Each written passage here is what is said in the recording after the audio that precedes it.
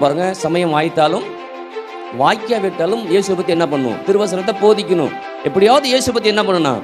சொல்லணும். அப்படி சொல்லும்போது சொல்லக்கூடிய எனக்கும் வாழ்வு, கேட்கக்கூடிய அவங்களுக்கும் வாழ்வு. ஆமென். அப்போ நீ நல்லா முடிவு பண்ணணும், நானும் அவைகளுக்கு ஜீவன் உண்டாயிருக்கும், அது பரிபூர்ணப்படவும். அப்போ என் வாழ்க்கை பரிபூர்ணமாக இருக்கணுமா? நான் என்ன பண்ணும்? இயேசு பற்றி என்ன பண்ணும்? எல்லாருக்கும் சொல்லணும். சொல்லும்போது எனக்குள்ளார பெரிய வாழ்வு என்ன பண்ணும்? துளிர்க்க ஆரம்பிக்கும், அது வளர ஆரம்பிக்கும், அது நல்ல விருட்சமாக என்ன பண்ணும்? கனி விருட்சமாக அது நமக்குள்ளார என்ன பண்ணும்? வளரும். தேவனுடைய வார்த்தை சொல்லுகிறது, மனுஷன் அப்பதனாலே மாத்திரமல்ல, தேவனுடைய வாயிலிருந்து புறப்படுகிற ஒவ்வொரு வார்த்தையினாலும் பிழைப்பான் என்று எழுதியிருக்கிறது. இதில் எழுதியிருக்கிற வார்த்தைகளை நான் விசுவாசிக்கிறேன். இயேசுவின் நாமத்தில் எல்லா நன்மைகளையும் பெற்றுக்கொள்வேன். ஆமென். திருப்பம் யோவான் 10:10. திருடன் திருடவும் கொல்லவும் அழிக்கும் வருகிறானே என்று வேறொன்றுக்கும் வரான். நானோ அவைகளுக்கு ஜீவன் உண்டாயிருக்கவும் அது பரிபூர்ணப்படவும் வந்தேன். ஆமென். ஒவ்வொரு மனுஷனையும் கர்த்தர் எப்படி வாழ வைக்கணும் விரும்புகிறார் அப்படின்னா, பரிபூர்ணமான வாழ்வுக்குள்ளார வாழ வைக்கணும் விரும்புகிறார். அது ஆங்கிலத்தில் பார்க்கும்போது மோர் அண்ட் மோர் அப்படின்னு வர்றதால நம்ம ஏராளமான வாழ்வு அப்படின்னு சொல்லி அதை வச்சிருக்கிறோம். அப்போ ஏராளமான வாழ்வு நம்முடைய வாழ்க்கையின் பங்காக இருக்கணும்னு தேவன் விரும்புகிறார். அந்த தேவன் விரும்புகிற அதை நான் விரும்பும்போது அந்த ஏராளமான வாழ்வு எனக்குள்ளார என்ன பண்ணுது? வருகிறது. ஏன்னா இங்கே சொல்லியிருக்கிற பாருங்க, இந்த ஏராளமான வாழ்வு யாருக்கு அப்படின்னு சொன்னால், இங்கே சொல்லியிருக்கிற வசனம் படிக்கும்போது, நானே வாசல், என் வழியாய் ஒருவன் உட்பிரவேசித்தால் அவன் ரட்சிக்கப்படுவான், அவன் உள்ளும் புறம்பும் சென்று மேய்ச்சலை. அப்போ யாருக்கு ஏராளமான வாழ்வு? ரட்சிக்கப்பட்ட, ஆண்டவர் ரட்சகராக ஏற்றுக்கொண்ட நமக்கு கண்டிப்பாக ஏராளமான வாழ்வு. ஆமென். இப்போ அதன் அடிப்படையில் தான் நம்ம பார்க்க போகிறோம். அப்போ ஏராளமான வாழ்வு யாருக்கு அப்படின்னா, அது எனக்கு, உங்களுக்கு. ஏன்னா அங்கே சொல்லும்போது யாருக்காக வந்தார்?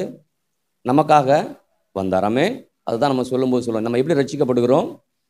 ரோமர் 10:9-10 சொல்லும்போது என்ன வசனம் சொல்லுவோம் ஞாபகம் இருக்குங்களா? இருதயத்தில் விசுவாசித்து வாயினாலே அறிக்கை செய்யும்போது நாம் ரட்சிக்கப்படுகிறோம். நாம் அதை பாசிச்சிட்றேன்.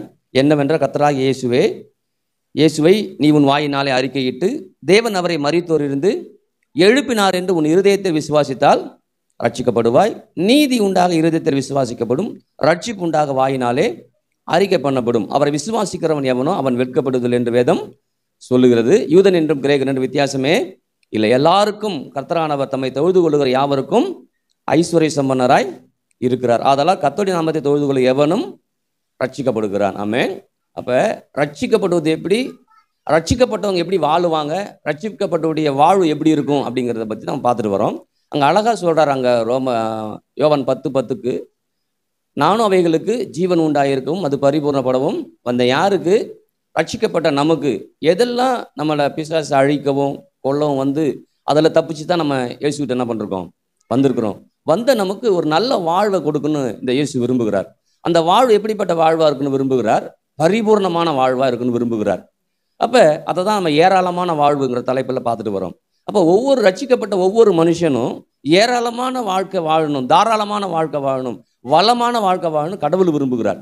இன்னைக்கு நமக்கு வேணா ரொம்ப குறைவாக நம்ம சொல்கிறது போல் இழுத்துக்கிட்டும் பிடிச்சிக்கிட்டு வாழ்க்கை இருக்குதுன்னா அது தேவனுடைய விருப்பம் அல்ல, தேவனுடைய சித்தமும் அல்ல. அப்படி தேவனுடைய சித்தம் என்னன்னா, நான் நல்லா இருக்கணும் அப்படிங்கிறது தேவனுடைய சித்தமாக என்ன பண்ணுது? அப்போ இந்த மாலை வேலையில் நீங்கள் அந்த சித்தத்தை உங்கள் சித்தமாக மாற்றிக்கொள்ளும் போது, சித்தன் புரியலன்னா விருப்பம்னு வச்சுக்கோங்க, சரிங்களா? விருப்பம் தான் தமிழில் வரும்போது, இங்கிலீஷில் வரும்போது சொல்லுது, தமிழில் இன்னொரு மொழிபெயர்ப்பில் விருப்பம் தான் சொல்லுது. அப்போ தேவனுடைய விருப்பம் என்ன? நான் நல்லா இருக்கணும்னு சொல்லி. அப்போ அந்த விருப்பத்தை நான் எடுத்துக்கொள்ளும் போது தேவன் விரும்புகிறாருப்பா, நானும் விரும்புகிறேன் நல்லா இருக்குன்னு சொல்லும்போது, அப்போ அவருடைய விருப்பமும் என்னுடைய விருப்பம் ஒன்றாகும் போது அவருடைய விருப்பம் என் வாழ்க்கை என்ன பண்ணுது? நிறைவேறும். ஆமென். அது எப்படிப்பட்ட வாழ்வாக இருக்குன்னு சொல்கிறது தான் ஏராளமான வாழ்வு, தாராளமான வாழ்வு என்ன பண்ணுது? இருக்குது. அப்போ நீங்கள் வாழ்ந்திருக்கும்படியாய் கல்வாரி சூழல் இயேசு மறிச்சிருக்கிறார். அதான் மெயின் பாயிண்ட். நான் எப்படி வாழ்வேன் அப்படின்னு நீங்கள் ஒருவேளை உங்களுக்கு கேள்வி வந்துச்சுன்னா, நான் வாழ்வதற்காக இயேசு மறிச்சிருக்கிறார். அப்போ நான் வாழணும்னு அவர் விரும்புகிறாரு. அப்போ அவர் விரும்புகிறத நான் விரும்பும்போது கண்டிப்பாக நான் வாழுவேன். ஹல்லேலூயா. ஏன்னா ரட்சிக்கப்படுவதை நம்ம எப்படி ரட்சிக்கப்படுகிறோம்? இயேசு எனக்காக பிறந்தார், இயேசு எனக்காக மரித்தார், இயேசு எனக்காக உயிரோடு எழுந்தார், உயிர் தெழுந்த இயேசு நான் விசுவாசிக்கும் போது ரட்சிக்கப்படுறேன். அப்போ ரட்சிக்கப்பட்ட நாம எப்படிப்பட்டவங்களா இருக்கணும்னா, உள்ளும் புறம்பும் மேய்ச்சலை கண்டடையணுமா, நல்ல வாழ்வை கண்டடையணும், நல்ல மேன்மையை கண்டடையணும். அப்போ உள்ளமும் சந்தோஷமா இருக்கணும், வெளியில் என் வாழ்க்கையும் சந்தோஷம் என்ன பண்ணும், என் குடும்பமும் சந்தோஷமா இருக்கணும். அப்போ நானும் என் குடும்பமும் சந்தோஷமா இருக்கணும்னு இன்னைக்கு இயேசு சொல்றாரு, நான் அவைகளுக்கு வாழ்வு உண்டாக்கும்படி. யாரு? நீ வாழ்ந்திருக்கும்படியா, இவன் பிள்ளை வாழ்ந்திருக்கும்படியா, உன் சந்ததி வாழ்ந்திருக்கும்படியா, இன்னும் அது மாத்திரமல்ல, உன் மூலமாக வரக்கூடிய சந்ததிகளாம் வாழ்ந்திருக்கும்படியாய், உன்னை சார்ந்தவர்களாம் வாழ்ந்திருக்கும்படியாய், நம்ம தேவனை பத்தி யார்ட்டெல்லாம் சொல்றோமோ அவங்கெல்லாம் வாழ்ந்திருக்கும்படியா தேவன் விரும்புகிறார். அதாவது அந்த தேவனை பத்தி யார்ட்டனாலும் சொல்லலாம். ஏன் தேவன் விரும்புகிறார்? அது நம்ம இந்த கடமையா என்ன பண்ணுது இருக்குது. கர்த்தர் நம்மகிட்ட சொல்லிருக்கிற ஒரு கடமையை கொடுத்துருக்கிறாரு. என்ன கடமை? அவரை பத்தி என்ன பண்ணும், சொல்லணும். அப்படி சொல்லும்போது அந்த சொல்லக்கூடிய அந்த சுவிசேஷத்தின் மூலமாக நமக்கு வாழ்வு என்ன பண்ணுது இருக்குது. உங்க வாழ்வு ஒருவேளை இது வரைக்கும் ஒண்ணுமே புரியாம இருக்குதுன்னா ஒண்ணு மட்டும் தெரிஞ்சுக்கணும், நான் யார்ட்டையாவது சுவிசேஷம் என்ன பண்ணணும், சொல்லணும். அப்படி சொன்னேன்னா அந்த சொல்லக்கூடிய அந்த சுவிசேஷத்தின் மூலமாக எனக்கு வாழ்வு இருக்கு, உங்களுக்கு வாழ்வு இருக்குது. ஹல்லேலூயா. சில பேர்லாம் பாருங்க டக்கு டக்குன்னு சொல்லிட்டு வந்துடுவாங்க. ஆனால் நம்ம தான் தயங்க என்ன பண்ணுவோம், சொல்லுவோம். ஆனால் யார்கிட்ட பேசினாலும் இனிமேட்டு கொஞ்சம் யோசிக்கணும். நமக்குள்ளார ஒரு இன்டிமேஷன் மாதிரி, எப்படி இந்த மைக்கு வந்து சார்ஜ் குறையுது அப்படின்னு சொன்னால் இந்த ப்ளூ கலர் என்ன பண்ணுவோம், ஆஃப் ஆகி வரும். அதே போல் நமக்குள்ளார ஒரு எண்ணம் வரணும், யார்கிட்ட பேசினாலும் கடைசியாக முடியும் போது என்ன தான் சொல்லிட்டு வரணும், அவனுக்கு வரும்போது இயேசு பற்றி சொல்லிட்டு தான் நம்ம வரணும். அப்படிங்கிற எண்ணங்கள் நமக்குள்ளார மேலோங்கும் போது அதில் ஒரு பெரிய வாழ்வு என்ன பண்ணுது இருக்குது. ஏன்னா அந்த ஆபிரகாம் எப்படி வாழ்ந்தாராம்? ஆபிரகாமுக்கு ஆண்டவர் சுவிசேஷம் சொல்லிட்டாரா? என்ன சுவிசேஷம்? சகல ஜனங்களும் உனக்குள்ளார ஆசீர்வதிக்கப்படுங்கிற சுவிசேஷத்தை ஆபிரகாம் சொல்லிட்டாராம். சொன்ன உடனே அவன் முடிவு பண்ணிட்டான், என் சந்ததியெல்லாம் என் மூலமாக வாழப்போகுது. அப்போ என் சந்ததியெல்லாம் வாழனா வரவங்க எல்லாருக்கும் நான் என்ன பண்ணணும், அதை சொல்லி தேவனை பற்றி சொல்லணும், தேவனுடைய குணங்களை பற்றி சொல்லணும், தேவனுக்காக வாழக்கூடிய காரியத்தை அவங்களுக்கு கற்றுக் கொடுக்கணும்னு ஆபிரகாம் அப்பவே கற்றுக் கொடுத்துட்டாராம். அப்படி கற்றுக் கொடுத்தால்தான் ஈசாக்கு அதை கற்றுக்கொண்டாராம். ஈசாக்கு அதை கற்றுக்கொண்டதான் யாக்கோபு அதை கற்றுக்கொண்டார். அப்போ யோசிச்சு பாருங்க, அன்னைக்கு ஆபிரகாமுக்கிட்ட சுவிசேஷமாய் சொன்ன விஷயத்தை இன்னைக்கு நமக்கு விளங்குது, உங்களுக்கு விளங்கணும். அப்படி விளங்குச்சுன்னா நம்ம வாழ்க்கையில அந்த சுவிசேஷத்தின் மூலமாக ஒரு மிகப்பெரிய ஆசீர்வாதம் நம்மளை தேடி என்ன பண்ணும், வரும். ஹல்லேலூயா. இந்த உலகத்தில் ஒரு வேலை செய்கிறோம், உலகத்தில் என்ன பண்ணுறோம், ஒரு வேலை செய்கிறோம் இல்லைங்களா? அந்த வேலைக்கேற்ற கூலி, நம்முடைய திறமைக்கேற்ற கூலி என்ன பண்ணுறாங்க, கொடுக்குறாங்க. ஆமாம் தானே? அப்போ யோசிச்சு பாருங்க, இப்போ இது கர்த்தருடைய பணி, கர்த்தருக்காக பணி செய்யும்போது, கர்த்தருக்காக வேலை செய்யும்போது அதற்கேற்ற பலனை கர்த்தர் கொடுக்காம இருக்கவே மாட்டார். ஏதாவது ஒரு ரூபத்தில் அது என்ன பண்ணும், வரும். ஒன்று பணமாக வரும், இல்லை பொருளாக வரும், இல்லை எப்படினாலும் என்ன பண்ணும், நமக்கு என்ன வேணுமோ அந்த தேவைக்கேற்ப அது நமக்குனால என்ன பண்ணும். அப்போ என் மேலே நான் என்ன பண்ணணும் சொல்கிறாரு பாருங்க, சமயம் வாய்த்தாலும் வாய்க்கா விட்டாலும் இயேசுவை பற்றி என்ன பண்ணும், திருவசனத்தை போதிக்கணும். எப்படியாவது இயேசு பற்றி என்ன பண்ணணும், சொல்லணும். அப்படி சொல்லும்போது சொல்லக்கூடிய எனக்கும் வாழ்வு, கேட்கக்கூடிய அவங்களுக்கும் வாழ்வு. ஆமென். அப்போ நீ நல்லா முடிவு பண்ணணும், நானும் அவைகளுக்கு ஜீவன் உண்டாயிருக்கும், அது பரிபூர்ணப்படவும். அப்போ என் வாழ்க்கை பரிபூர்ணமாக இருக்கணுமா, நான் என்ன பண்ணும், இயேசு பற்றி என்ன பண்ணும், எல்லாருக்கும் சொல்லணும். சொல்லும்போது எனக்குள்ளார பெரிய வாழ்வு என்ன பண்ணும், துளிர்க்க ஆரம்பிக்கும், அது வளர ஆரம்பிக்கும், அது நல்ல விருட்சமாக என்ன பண்ணும், கனி விருட்சமாக அது நமக்குள்ளார என்ன பண்ணும், வளரும். ஆமென். ஹல்லேலூயா. எத்தனை பேர் ஆமென் சொல்லுது? அப்போ இந்த மாலை வேலையில் இன்னும் ஒரு காரியத்தை நம்ம கற்றுக்கொள்ள விரும்புகிறோம். என்ன காரியம்னு சொல்லும்போது, நான் நெருக்கத்தில் இருக்கிறேன், நான் பிரச்சனையில் இருக்கிறேன், நான் கஷ்டத்தில் இருக்கிறேன், நான் பஞ்சத்தில் இருக்கிறேன். பஞ்சத்தின் மத்தியில் நான் எப்படி ஏராளமாக வாழ முடியும்? நெருக்கம் படுறோம் இல்லையா, கஷ்டப்படுறோம், பணம் காசு இல்லாமல் எவ்வளவோ நெருக்கப்படுறோம், ஒடுக்கப்படுறோம். இப்படிலாம் இருக்கும்போது நான் எப்படி அந்த பஞ்சத்தின் மத்தியில், இப்படி குடும்ப சூழ்நிலை மத்தியில், வேலை இல்லாத சூழ்நிலை மத்தியில், குடும்பத்து பிரச்சனை மத்தியில், கடன் மத்தியில் நான் எப்படி வாழுவேன்? இப்போ அதை தான் நம்ம இன்னும் கொஞ்சம் கற்றுக்க போகிறோம். எப்படி கற்றுக்கிறோம்? பஞ்சமாக இருக்கலாம், சூழ்நிலை மோசமாக இருக்கலாம், என்னவா இருந்தாலும் கர்த்தர் மாறாதவர் என்ன பண்ணுறாரு, இருக்கிறார். கர்த்தர் நம்மளை என்ன பண்ணிருக்காரு, அழைச்சிருக்கிறார். அப்போ கர்த்தர் அழைச்சிருக்கிறார், கர்த்தர் மாறாதவராக இருக்கிறாருன்னா நான் என்ன பண்ணணும், பஞ்சத்தின் மத்தியிலே என்னால் வாழ முடியுங்கிற எனக்குள்ளார என்ன பண்ணும், முதல்ல வரணும். சூழ்நிலைகள் மோசமாக இருக்கலாம், அந்த சூழ்நிலை மத்தியில் நான் என்ன பண்ணுவேன், கண்டிப்பாக நல்லா நான் வாழ்வேன், கண்டிப்பாக நல்லா வாழ்வேங்கிறதுக்காட்டி நான் ஏராளமாக என்ன பண்ணுவேன், வாழ்வேன், தாராளமாக நான் என்ன பண்ணுவேன், வாழ்வுங்கிற எண்ணங்கள் நமக்குள்ளார மேலோங்கணும்.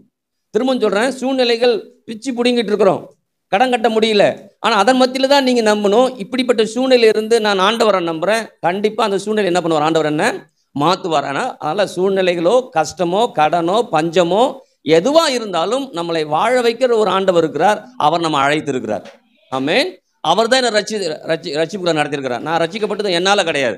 அப்போ என்னை ரட்சிப்புக்குள்ளார் நடத்தின, என்னை ரட்சிக்க வச்சவர் என்னை அப்படியே இருக்க விடவே மாட்டார். நான் அப்படியே இருக்கிறேன்னா நான் அந்த சூழ்நிலை மத்தியில் நான் என்ன செய்வதுன்னு எனக்கு தெரியாமல் என்ன பண்ணுறேன், சூழ்நிலை நிமித்தத்தில் எதை யோசிக்கிறோம், அதை பண்ணலாமா, இதை பண்ணலாமா, இங்கே கடன் வாங்கலாமா, அங்கே கேட்கலாமா, அதை செய்யலாமா, இதை செய்யலாமா, ஜெபமும் பண்ணுறோம், இந்த குறையெல்லாம் சொல்ல. ஆனாலும் ஒரு தெளிவு நமக்குள்ளார வரவே மாட்டேங்குது. அப்போ அதன் மத்தியில் நான் என்ன செய்வது அப்படின்னு சொல்லும்போது தான் ஆபிரகாமை குறித்து பைபிள் சொல்லுது. பஞ்சத்தின் மத்தியில் தன்னுடைய குடும்பத்தை குடிபெயர்ந்து இன்னொரு தேசத்துக்கு கொண்டு போகிறான். கொண்டு போகும்போது அந்த தேசம் ரொம்ப கடுமையான தேசம் என்ன பண்ணுது இருக்குது. நம்ம ஊரில் சொல்லுவாங்கல்ல கொலகார தேசம்னு, கொலகார பய அப்படின்னு சொல்லுவாங்கல்ல, அந்த மாதிரி ரொம்ப கொடுமையான தேசம். அந்த தேசத்துக்கு கொண்டு போகிறான். அந்த தேசத்துடைய நிலைமை எப்படிப்பட்டது நிலைன்னா, மனைவி அழகா இருந்தாங்க அப்படின்னா கணவனை கொண்டுட்டு மனைவி எடுத்துக்குவாங்க. அப்போ அவ்வளோ ஒரு நல்ல தேசம் என்ன பண்ணிருக்கு இருந்திருக்கு. அதனால ஆபிரகாம் என்ன யோசிக்கிறாரு, பஞ்சத்தின் மத்தியில் நான் வந்துட்டேன், ஆனால் நான் வாழணும், உசோட என்ன பண்ணணும் இருக்கணும். அப்படி இருக்கும்போது நான் என்ன பண்ணுறது அப்படின்னு யோசிக்கும் போது அவர் சொல்கிறாரு, நீ இனிமேல் யாராவது உன்னை கேட்டாங்கன்னா நீ எனக்கு தங்கச்சின்னு என்ன பண்ணணும் சொல்லணும்னு சொல்லி கூப்பிட்டு போகிறாரு. யோசிச்சு பாருங்க, சொல்லி கூப்பிட்டு போகிறாரு. அதே போல் யார் கேட்டாலும் தங்கச்சி தான் என்ன பண்ணுறாங்க சொல்கிறாங்க. ஆனால் சொன்னால் கூட அந்த தங்கச்சி சொன்னோடனே யாரை விட்டுட்டு ஆபிரகாமை விட்டுட்டு சாராளை கூப்பிட்டு போயிட்டாங்க. ஆனால் கூப்பிட்டு போனால் கூட ஆண்டவர் அழைத்த தேவன் பஞ்சத்தின் மத்தியில் அவன் வியாகுலத்தோடு வேதனையோடு, இன்னும் சொல்ல போனால் மனைவியும் கூப்பிட்டுட்டு போயிட்ட அந்த வேதனையோடு உட்கார்ந்துருக்கும்போது அந்த வேதனை மத்தியில் வேதனையை போக்கக்கூடிய ஆண்டவராக இல்லை, அவனை அதற்கு அதிகமாக ஆசீர்வதிக்கிற ஆண்டவராக என்ன பண்ணுறாங்க. அப்போ பஞ்சத்தின் மத்தியில் அவன் ஒரு பொய்யை சொன்னால் கூட அந்த பொய்யின் மத்தியில் நான் மெய் தேவன்கிறத அவர் காண்பிக்கிறார். ஏன் மெய் தேவன் காண்பிக்கிறார்னா, அவர் தான் ஆபிரகாம் அழைச்சார். ஆபிரகாமா போகவே இல்லை. ஆபிரகாமா ஆண்டவரே அப்படின்னு இப்போ நம்ம ஜெபம் பண்ணாலே ஆண்டவரே எனக்கு அது வேணும் அப்படிலாம் இல்லை, ஆண்டவரே நமக்கு கொடுக்குறன்னு விரும்புகிறார். அப்போ ஆபிரகாமை அவரே அழைக்கிறார், அவரே ஆசீர்வதிக்கிறார், அவரே கொடுக்குறார். எல்லாம் கொடுக்கும்போது அதில் இவன் மிஸ் பண்ணும்போது கூட அந்த மிஸ் பண்ணுறத பெருசாக யோசிக்காம திரும்பவும் அவனை எப்படி ஆசீர்வதிக்கலான்னு தான் என்ன பண்ணுறாரு பார்க்குறாரு. அப்போ அவன் இன்னும் ராஜா கொண்டு போயிடுறான். கொண்டு போனவனே அவனோட ஆண்டவர் இடைப்பட்டு ஆபிரகாம் பேசுவதற்கு பயப்படுறான், தயங்குறான். ஆனால் ஆண்டவர் அங்கே பயப்படவோ தயங்கவோ இல்லை. திரும்ப வரான். திரும்ப வரும்போது மனைவியோடு திரும்ப மனைவி வர்றாங்க. மனைவி வரும்போது மனைவி மட்டும் வரல, ராஜாவுடைய சீர்வரிசை என்ன சேர்ந்து வருது. அதான் 12ஆம் அதிகாரத்தில் அந்த ராஜாவிட்ட கொண்டு போனது மட்டும் வருது. அப்போ அதன் பிறகு படித்தோம்னா 12ஆம் அதிகாரத்தில் ஆதியாகமம் 12ஆம் அதிகாரத்தில் இது ஏன்னா பஞ்சத்தின் மத்தியில் அழைச்ச தேவன் உண்மை உள்ளவர், அழைச்ச தேவன் நம்ம நடத்துவார். ஆதியாகமம் 12ஆம் அதிகாரம் தான் அந்த தேசத்திலே பஞ்சம் உண்டாயிற்று. தேசத்திலே பஞ்சம் கொடிதாக இருந்தபடியால் ஆபிரகாம் எகிப்து தேசத்திலே தங்கும்படி அவ்விடத்துக்கு போனான். அப்போ அங்கே அதன் பிறகு தான் நம்ம சொன்ன விஷயம்லாம் வந்துட்டே இருக்குது. வந்த பிறகு அங்கே பாருங்கள், அடுத்தது 16, அவள் நிமித்தம் அவன் ஆபிரகாமுக்கு தயை பாராட்டினான். அவனுக்கு ஆடு மாடுகளும் கழுதைகளும் வேலைக்காரரும் வேலைக்காரிகளும் கோழிகை கழுதைகளும் ஒட்டகங்களும் கிடைத்தது. ஆபிரகாமுடைய மனைவி சாராள் நிமித்தம் கர்த்தர் பார்வோனையும் அவன் வீட்டாரையும் மகாவாதைகளால், ஏற்கனவே பஞ்சம் இருக்குது, பஞ்சத்தின் மத்தியில் அந்த ராஜா இப்படி ஒரு மிஸ்டேக் பண்ணலான்னு நினைக்கும் போது ஆண்டவர் என்ன பண்ணுறாரு, அவனை தண்டிக்கிறார். தண்டிக்கும் போது அவனுக்கு விளங்குது, ஓஹோ தவறான ரூட்டில் நான் என்ன பண்ணிட்டேன் வந்துட்டேன்னு சொல்லி. ஆக்சுவலாக யாரை தண்டிச்சிருக்கணும், அவரு ஆபிரகாமை தண்டிக்கணும்.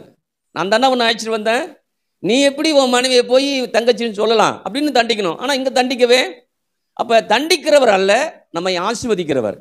இங்கே ஒன்று சொல்லி கொடுக்குறாரு நமக்கும். பஞ்சத்தின் மத்தியில் உன் வாழ்க்கை வேறு வழியாக போனால் கூட உன்னை சரியான பாதையில் உன்னை நடத்த நான் நல்ல தேவனை என்ன பண்ணுறேன் இருக்கிறேன். அன்னைக்கு ஆபிரகாமுக்கு தெரியாது, ஏன்னா பைபிள் அப்போ இல்லவே இல்லை. ஆனால் இன்னைக்கு நமக்கு தெரியும். இன்னும் பஞ்சத்தின் மத்தியில் நான் பொய் சொல்லாமல் இல்லை என்ன பண்ணணும் இருக்கணும். அன்னைக்கு ஒரு பொய் சொல்லிட்டாரு, அதான் நானும் பொய் சொல்றது இல்லவே.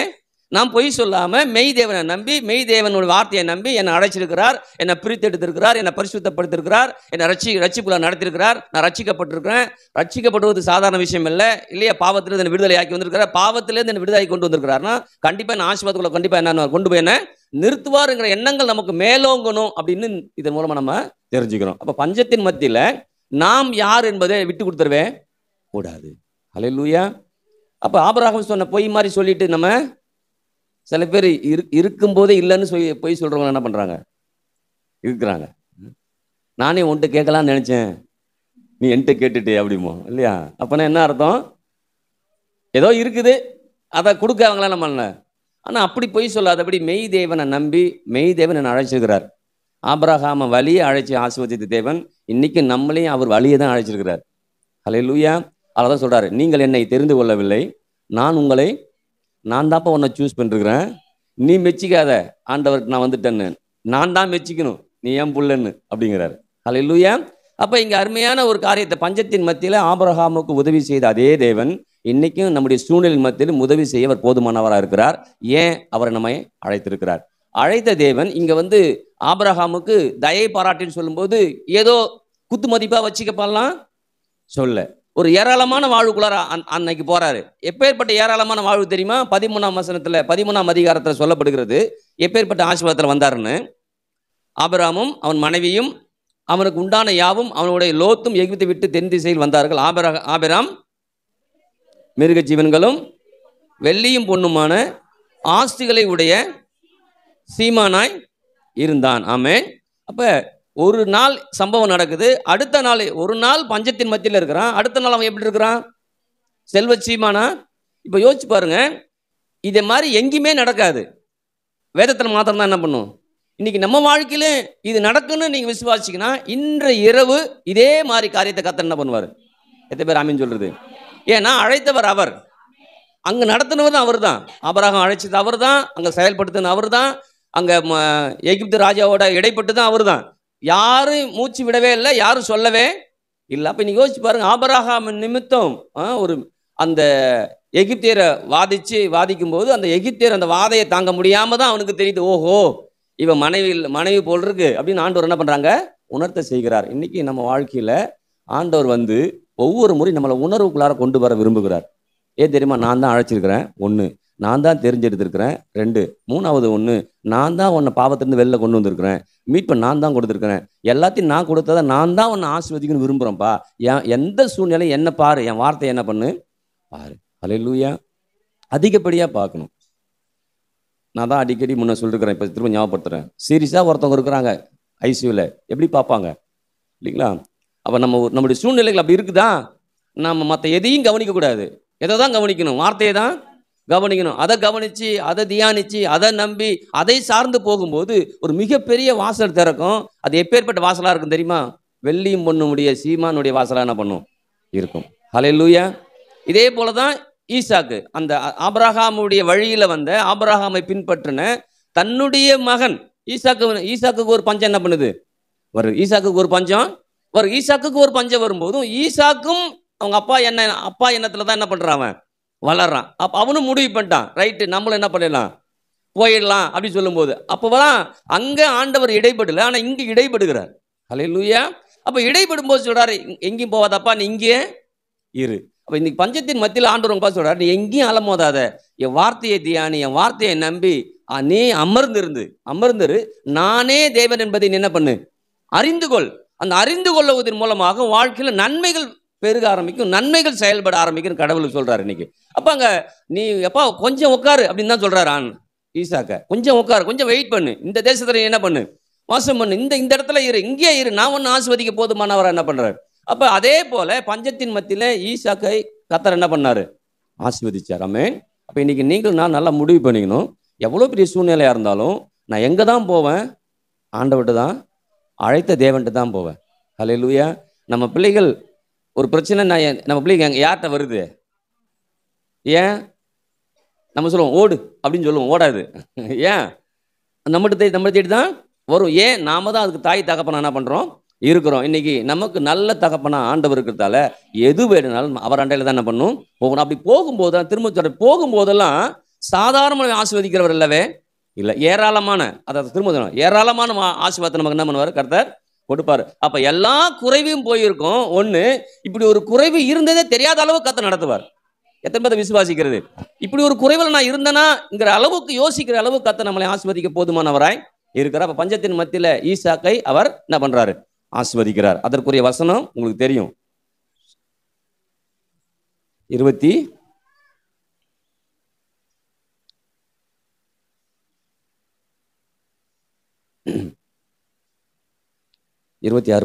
அது சரிங்களா? அடுத்த யோசேப்பு, அதை நம்ம நிறைய பார்த்துருக்கோம். ஈசாக்கு தேசத்திலே விதை விதைத்தான், கர்த்தர் அவனை ஆசீர்வதித்ததினால் அந்த வருஷத்தில் 100 மடங்கு பலனை. எந்த வருஷம்? அந்த வருஷத்துல ஆண்டவர் சொல்றாரு, நீங்க இருப்பா, உன்னை ஆசீர்வதிக்கிறேன்றாரு. அதே வருஷத்துல அவன் அங்கே இருக்கிறான், அங்க விதைக்கிறான், அங்கே என்ன பண்ணுறார் கர்த்தர்?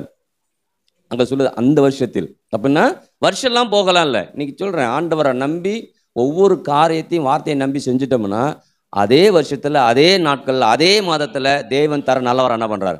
இருக்கிறார். ஆமென். ஹல்லேலூயா. அப்போ ஈசாக்கு அந்த தேசத்தில் விதை விதைத்தான். கர்த்தர் அவனை ஆசீர்வதித்ததினால் அந்த வருஷத்தில் 100 மடங்கு பலன் அடைந்தான். அது மாத்திரமல்ல, அவன் ஐஸ்வர்யவனாகி வர வர விரித்தடைந்து மகா பெரியவனாய்.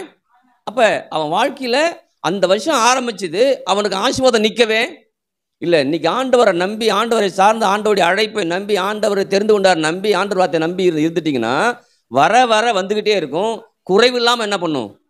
இருக்கும். வர வர விருத்தியடைந்து மகா பெரியவனை ஆனது போல நாமளும் கர்த்தரை நம்பக்கூடிய நாம், கர்த்தரை ஏற்றுக்கொண்ட நாம், கர்த்தருக்காக வாழக்கூடிய நம்ம வாழ்க்கையிலும் அப்படிப்பட்ட ஆசீர்வாதம் வரும். ஆமென்.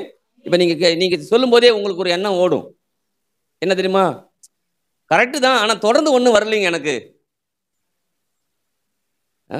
கர்த்தரை எனக்கு ஆசீர்வாதத்தெல்லாம் கொடுக்குறாரு தான், ஆனால் தொடர்ந்து எனக்கு வந்த மாதிரி ஒன்றும் தெரியல. இந்த மைண்டு தான் மாறணும். அங்கே ஈசாக்கை பற்றி சொல்லும்போது அப்படிலாம் சொல்லவே இல்லை. கர்த்தர் அவனை இருக்க சொல்கிறாரு. அவன் இருக்கிறான், இருந்து விதை விதைக்கிறான். அந்த விதைக்கிற அந்த அந்த விதை என்ன பண்ணுது? அவனுக்கு விளைய ஆரம்பிக்குது. விளைய ஆரம்பிக்கும் போது அது எப்படிப்பட்ட விளைச்சல் வருது? 100 மடங்கு பலன் வருது இல்லையா? 100 மடங்கு பலன் மாத்திரமல்ல, அடுத்து சொல்லப்படுகிறது வர வர விரித்தடைந்து மகா பெரியவனா. அப்போ இங்கே எந்த டவுட்டுமே இல்லாத மாதிரி இருக்குது. ஆனால் நாம் மாத்திரம் என்ன பண்ணுறோம்? டவுட்டாக தான் என்ன பண்ணுறோம்? சொல்கிறது பைபிளில் சொல்கிறது ஓகே தாங்க, ஆனால் எனக்கு அந்த மாதிரி வர வர விரித்தடைந்த மாதிரி எனக்கு தெரியல. அப்போ இது உண்மையா? நம்ம வாழ்க்கை உண்மையா? சொல்லுங்க. நான் கொஞ்சம் யோசிக்கணும். நம்ம எப்பயுமே இது இருக்கிற வசனத்தை அப்படியே எடுத்துக்கொள்ள மாட்டேங்கிறோம். நமக்கு எது சூட்டபிள் ஆகுதோ அதை மட்டும்தான் நம்ம எடுத்துக்கிறோம். சில சூட்டபிள் ஆகாது, நம்ம என்ன பண்ண மாட்டோம்? எடுத்துக்க மாட்டோம். அதுதான் பரிசுத்தத்தை சூட்டபிள் ஆகிடுது, நம்ம அதை எடுத்துக்கிறோம். நான் பரிசுத்தமாக இருக்கிறேன், நான் எந்த தப்பு தண்டாமல் பண்ணல, நான் எதையும் செய்யலை, நான் போய் பேசலை, அதில் நம்ம கரெக்டாக எடுத்துக்கிறோம், அதை எடுத்துக்கிறோம். ஆனால் இங்கே வர வர விரித்தடைந்து மகா பெரியவனை ஆனாங்கிறத மாற்ற நம்மளால் எடுத்துக்கொள்ளவே முடியல. ஏன்னா நான் வர வர விரித்தடைந்த மாதிரி தெரியலையே, நான் கழுத தெரிஞ்சு கட்டருமான மாதிரிலாம் தெரியுது, இப்படி தான் யோசிக்கிறோம். ஆனால் ஆண்டவர் வர வர அதப்போ கொஞ்சம் கொஞ்சமாக அவனை ஆசீர்வதித்து ஒரு மிகப்பெரிய லெவலுக்குள்ளார கர்த்தர் என்ன பண்ண அவனை. அப்போ அவன் வாழ்க்கை கொஞ்சமாக இருக்குது, ஆனால் ஏராளமான வாழ்வுக்குள்ளார அவனை கர்த்தர் நடத்தினார். இன்னைக்கு நானும் அதை விசுவாசிக்கிறேன். கொஞ்சம் தான் இருக்கலாம், அது இல்லாமல் கூட இருக்கலாம், கர்த்தர் என்னை ஆசீர்வதிப்பார். ஹல்லேலூயா. இங்கே சொல்கிறார்ல, பஞ்ச தேசத்தில் என்ன பண்ணாவன்? விதை விதைச்சான் இல்லையா? நம்ம சூழ்நிலை மோசமாக இருக்குது. மோசமாக இருக்கிற நேரத்தில் என்னத்தை விதைக்கிறோம்? நம்ம மோசமான சூழ்நிலையாக இருக்குது, மோசமான வார்த்தையை விதைக்கிறோம். அது என்ன பண்ணுது? 100 மடங்கு விளைச்சல் என்ன பண்ணுது? அப்போ அங்கே விதை என்பது தேவனுடைய வார்த்தை நமக்கு தெரியும் இல்லையா? அப்போ அவன் நிலம் இருக்குது, அவனுக்கு ஒரு இடத்துல இருக்கிறான், நிலம் இருக்குது. அந்த இடத்துல ஒரு என்ன பண்ணுறான்? விதையை விதைக்கிறான். ஆமாம் தானே? அப்போ அவன் விதைக்கும் போது அதில் பலன் வருது. இப்போ எனக்கு நிலம் இல்லை, நிலம் இல்லை, ஆனால் விதை இருக்குது. வார்த்தை என்ன பண்ணுது? இருக்குது இல்லைங்களா? லிட்டரலாக நிலம் இல்லை, ஆனால் உண்மையாக எனக்கு இருதயமாகிய நிலம் என்ன பண்ணுது? அப்போ நான் வசனங்கிறது விதை. அப்போ நான் என்ன பண்ணணும்? வசனத்தை எடுத்து நான் என்ன பண்ணணும்? இருதயத்தில் விதைக்கணும். அப்போ விதைக்க விதைக்க அது என்ன பண்ணும்? எனக்குள்ளார 100 மடங்கு பெருக ஆரம்பிக்கும். அப்படி ஆரம்பிக்கும் போது நான் என்ன வேலை செஞ்சாலும் அதில் ஒரு மிகப்பெரிய ஆசீர்வாதம் என்ன பண்ணும்? என்ன செஞ்சாலும். ஹல்லேலூயா. அப்போ இன்னைக்கு நல்லா முடிவு பண்ணிக்கணும். அப்போ வார்த்தை என்பது விதைன்னு நமக்கு தெரியும், விதைங்கிறது நிலன்னு தெரியும். ஆனால் அந்த விதை எடுத்து இருதயத்தில் விதைக்காம விட்டுதால பலன் வரல. அதெல்லாம் ஏராளம் தாராளத்துக்குள்ளே போகலை. வர வர விருத்தியும் வராமல் என்ன பண்ணுது? புரியுதுங்களா? அப்போ இன்னைக்கு நல்லா விளைக்கணும். நான் பஞ்சத்தின் மத்தியில் நான் எதை விதைக்கிறேன்? சூழ்நிலை மத்தியில் நான் எதை விதைக்கிறேன்? கஷ்டத்தின் மத்தியில் எதை விதைக்கிறேன்? கவலையின் மத்தியில் எதை விதைக்கிறேன்? எதை விதைக்கிறனோ அதை தான் நான் அறுக்க முடியும். அதனால் சரியானதை நான் விதைக்கும் போது அது எனக்கு 100 மடங்கு பலன் வரும். அது மாத்திரமல்ல, வர வர என்ன பண்ணுவேன்னா விருத்தி அடைவேன். ஹல்லேலூயா. எத்தனை பேர் ஆமென் சொல்கிறது? இதே போல தான் யோசேப்பு நாட்களில் ஒரு பஞ்சம் என்ன பண்ணுது? வருகிறது. யோசேப்பு நாட்கள் ஒரு பஞ்சம் வருகிறது. அந்த இது கொஞ்சம் கொஞ்சமாக அங்கே ஆபிரகாம் பார்க்கும்போது கொஞ்சம் பஞ்சமாக தெரியும், இங்கே பார்க்கும்போது கொஞ்சம் அதை விட அதிகமாக தெரியும். ஆனால் அங்கே பார்க்கும்போது சாதாரண பஞ்சம் இல்லை. 7 வருஷம் நல்ல விலையும் 7 வருஷம் கொடுமையான பஞ்சம். அப்ப யோசிச்சு பாருங்க, 7 வருஷம் பஞ்சம் இருக்குது. இப்ப இங்காவது 1 வருஷம் தான் அது அப்படியே மாறிடுச்சு இங்க ஈசாக்கில் பார்க்கும்போது. ஆனா அங்க எப்படி 7 வருஷம் பஞ்சனே ஆண்டவர் வெளிப்படுத்துறாரு இல்லையா? அந்த வெளிப்பாட்டை இவன் தான் சொல்ற ஆளு இல்லையா? ஆனா அதன் மத்தியில அந்த அந்த யோசேப்போடு ஆண்டவர் இருந்து பஞ்சத்தின் மத்தியில அவனுக்கு உயர்வு, பஞ்சத்தின் மத்தியில அவனுக்கு வாழ்வு, பஞ்சத்தின் மத்தியில தான் அவனுக்கு திருமணம், பஞ்சத்தின் மத்தியில தான் அவனுக்கு பிள்ளை பிறகுது. தெரியுதுங்களா? அப்ப பஞ்சம்னு தெரியுதுங்க. பஞ்சம் மாதிரி எல்லாமே மாறுதலா தான் போகுது, எல்லாருக்கும் மாறுதலா போகுது. ஆனா யோசேப்புக்கு மாறுதலாய் போகல. அல்லேலூயா. நம்ம ஒவ்வொரு முறையும் என் வாழ்க்கையில இப்போ நம்ம பணம் காசு இல்லாத மற்றவங்க உதாசீனப்படுத்துறாங்க இல்லையா? அதன் மத்தியில் நீங்க தோன்றக்கூடாது. என்ன நினைக்கணும்? இவர்கள் மத்தியில தான் நான் ஆண்டவர் என்னை வாழ வைப்பாருங்கிற எண்ணங்கள் நமக்குள்ளார அதிகமா மேலோங்கணும். அந்த வார்த்தையை நம்பணும். அப்ப யோசேப்பு எங்க இருந்து நம்பினா? எங்க இருந்தா? அதற்கு முன்பாக சிறைச்சாலையில் இருந்தான். நாம எங்க இருக்கிறோம்? நல்ல வீட்டில் இருக்கிறோம். வீடு இருக்குது இல்ல, வாடகை கொடுத்தா கூட வீடு இருக்குது, பிள்ளைங்க இருக்குது இல்லைங்களா? கணவன் இருக்கிறாங்க, பிள்ளை எல்லாமே இருக்கும் பாருங்க, எல்லாமே இருக்கிறோம். யோசேப்புக்கு குடும்பமே எதுவுமே கிடையாது, குடும்பமே கிடையாது, ஒண்ணுமே கிடையாது இல்லையா? ஒண்ணுமே இல்லை, ஆனா அவனால மாத்திரம் வாழ முடியுது. ஒண்ணுமே இல்லை, அவனால மாத்திரம் கர்த்தரை நம்ப முடியுது.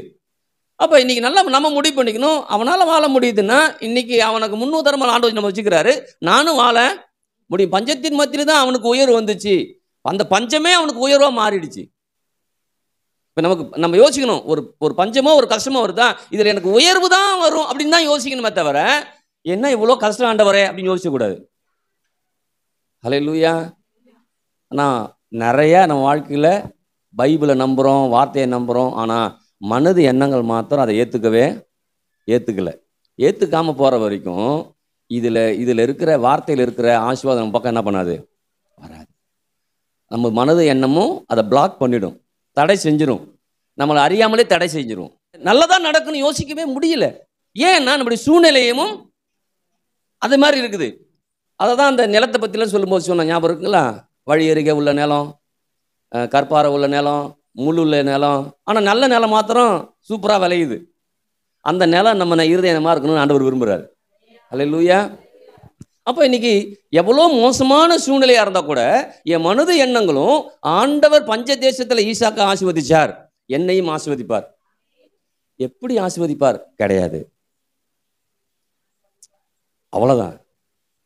அவன்கிட்டையும் இனி இருவன் ஆசீர்வதிக்கன்னு தான் சொன்னார். எப்படி ஆசீர்வதிப்பேன்னு சொன்னாரா ஈசா கிட்ட? இல்லை. ஆமா தானே?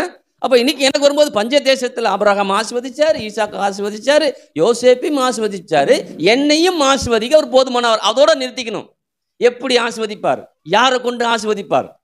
இல்லைங்களா? யாராவது குறுக்க போவாங்க, இவங்களை கொண்டு இருக்குமோ நம்மளாவே யோசிக்குவோம். இல்லை, யாரை கொண்டு ஆசீர்வதிப்பார்? நான் மைண்டை கழுவுறேன் கொஞ்சம். ஏன் அந்த ஆசீர்வாதம் எப்படிப்பட்ட ஆசீர்வாதம் வரும்னா, ஏராளமான ஆசீர்வாதம், தாராளமான ஆசீர்வாதம் என்ன பண்ணும்? எல்லா இடத்துலையும் அங்கே ஆபிரகாமுக்கு ஆசீர்வாதம் வந்து ராஜாவுக்கிட்டேருந்து வந்துச்சு. ஈசாக்குக்கு வரும்போது ராஜாவுக்கு இணையா இவனை கர்த்தர் ஆசீர்வதிச்சாரு.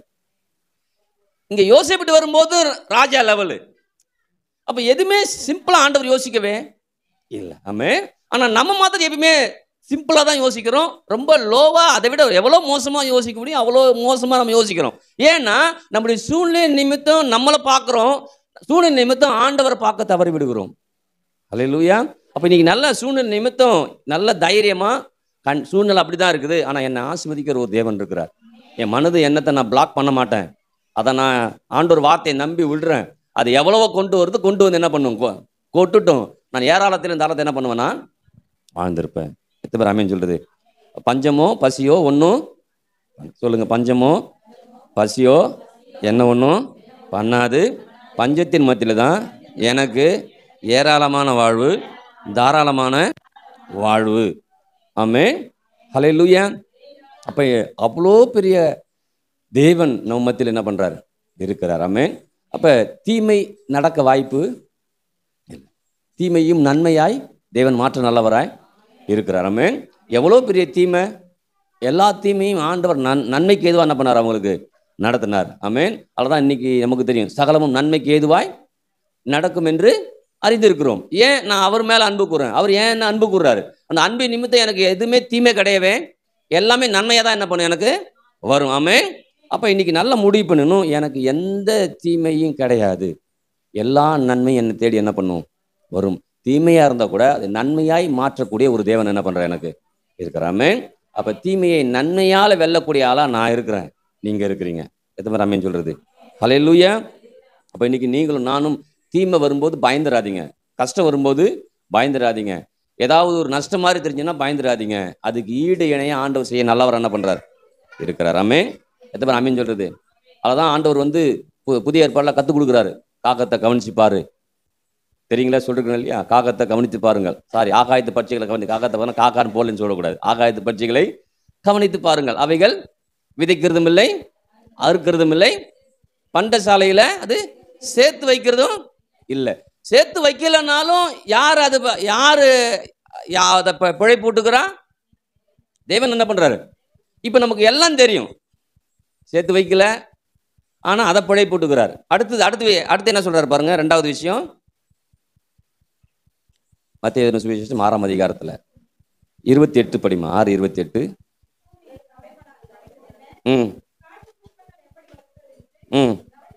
கவனித்து பாருங்கள்.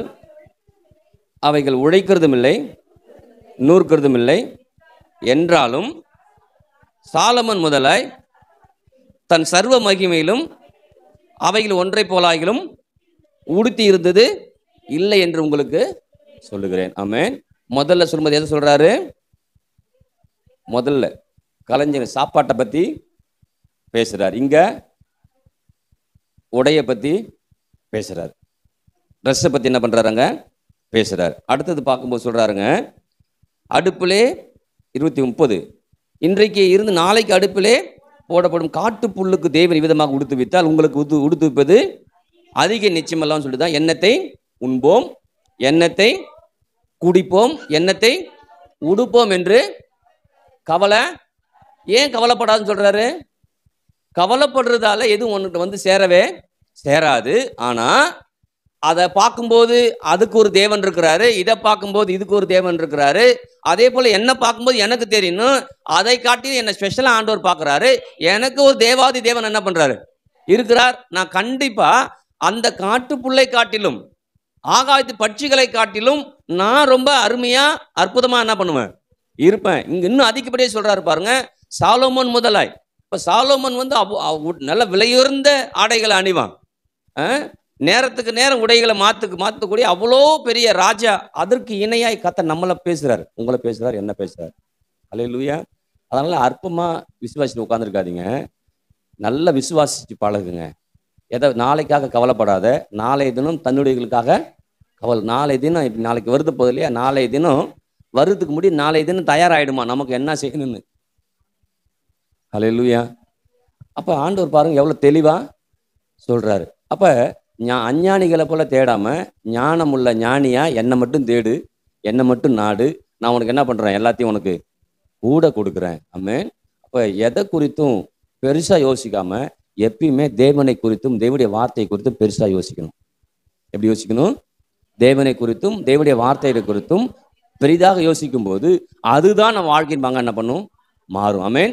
எது இல்லைன்னு யோசிக்காதீங்க, என்ன என்னோட இருக்குது, தேவனுடைய வார்த்தை இருக்குது. தேவனுடைய வார்த்தை பஞ்சத்தின் மத்தியில வாழ வச்சுச்சு. தேவனுடைய வார்த்தை இங்க வந்து காகங்களை போஷிக்க வச்சுது இல்லைங்களா, புல்லு பூண்டெல்லாம் அழகா வச்சுது, சாலமோன் அழகா வச்சுது. இன்னைக்கு சொல்றாரு ஆண்டவர் அதை காட்டி நீ பெஸ்டான ஆளுன்னு சொல்லி. அதெல்லாம் நான் பெஸ்டான ஆளா இருக்கிறேன், ஸ்பெஷலான ஆளா இருக்கிறேன், என்னை தேவன் ஆசீர்வதிக்க போதுமானவராய் இருக்கிறார். ஆமென். அங்க சொல்றாரு களஞ்சியங்களை சேர்த்து வைப்பதும் இல்லை, நீங்க சேர்த்து வைக்கலனாலும் சேர்த்து உங்களுக்கு கொடுக்குறேங்கிறாரு.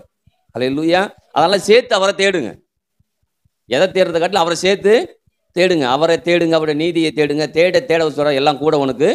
அப்ப பஞ்சம் நம்மளை ஒன்றும் பண்ணவே, நம்ம தேசமே மோசமானா கூட நம்மளை ஒன்றும், அதை தாங்க சொல்றாரு.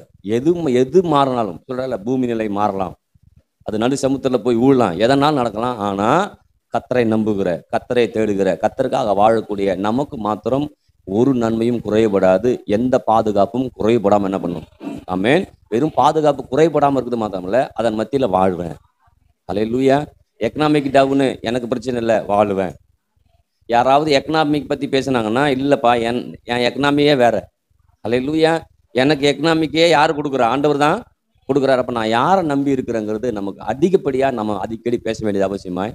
அதனால் நம்ம ஷேர் பண்ணும்போது, நம்ம குடும்பத்தில் ஷேர் பண்ணும்போது, நம்முடைய பிரச்சனைகளையும், நம்முடைய கஷ்டத்தையும், நம்முடைய பணத்துடைய குறைவுகளையும் பேசாமல், என் தேவன், உன் தேவன், என் தேவன், உன்னுடைய ஆசீர்வாதத்தையும் என்னுடைய ஆசீர்வாதத்தையும் அவருடைய மகிமை நிறைவால் என்ன பண்ணுவார்?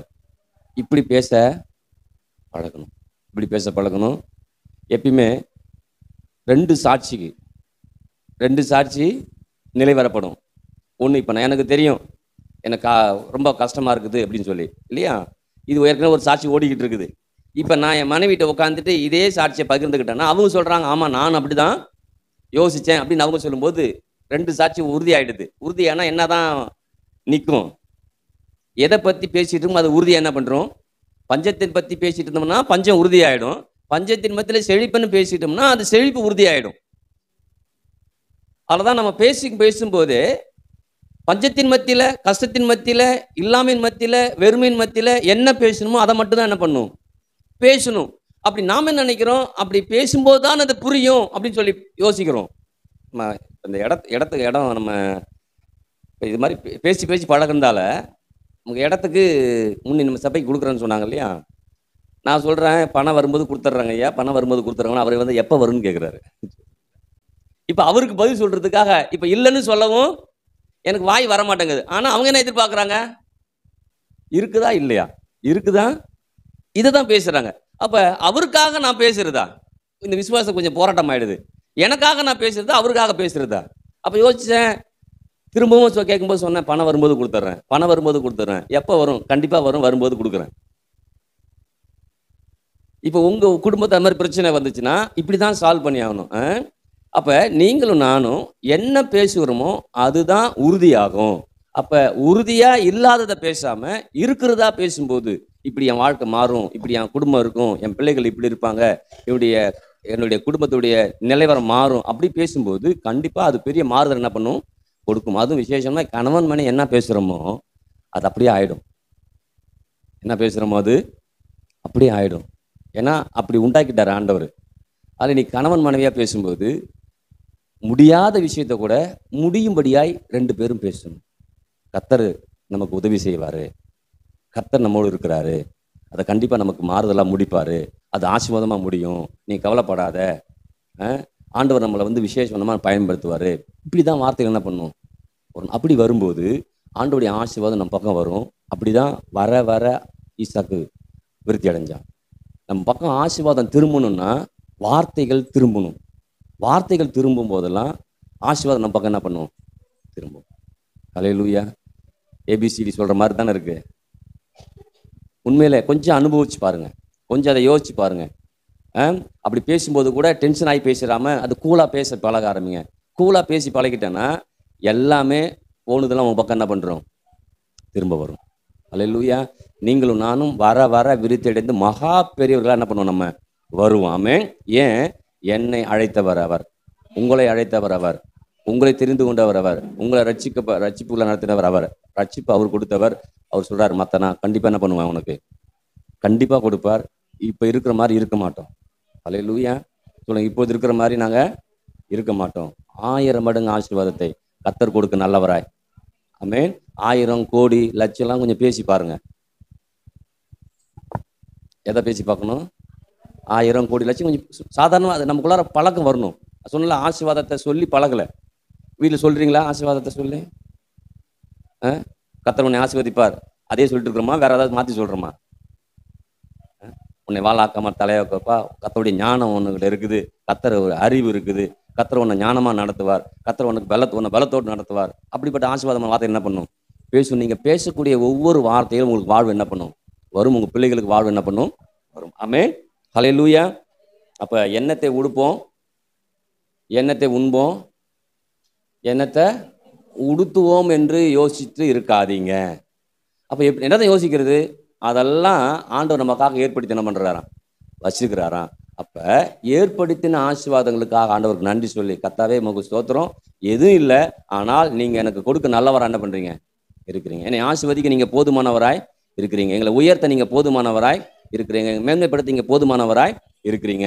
என் தேவன் தம்முடைய ஐஸ்வர்யத்தின்படி இவருடைய எல்லா தேவைகளையும் அவருடைய மகிமையின் ஐஸ்வர்யத்தின்படி நிறைவாய் கொடுக்குற தேவன் என்ன பண்றாரு? எத்தனை பேர் அதை சொல்றீங்க? சொல்லிட்டு மட்டும் விட்டுறாதீங்க. சொல்லிட்டு கேப்பே விடாதீங்க. நீங்க மாட்டி அதை என்ன பண்ணும், உங்க மைண்ட்ல செட் ஆயிடுச்சுன்னா நீங்க குறைவே உங்களுக்கு பேச வராது. ஏன் குறைவு பேச வருதுன்னா மைண்ட்ல குறைவு செட் ஆயிடுச்சு.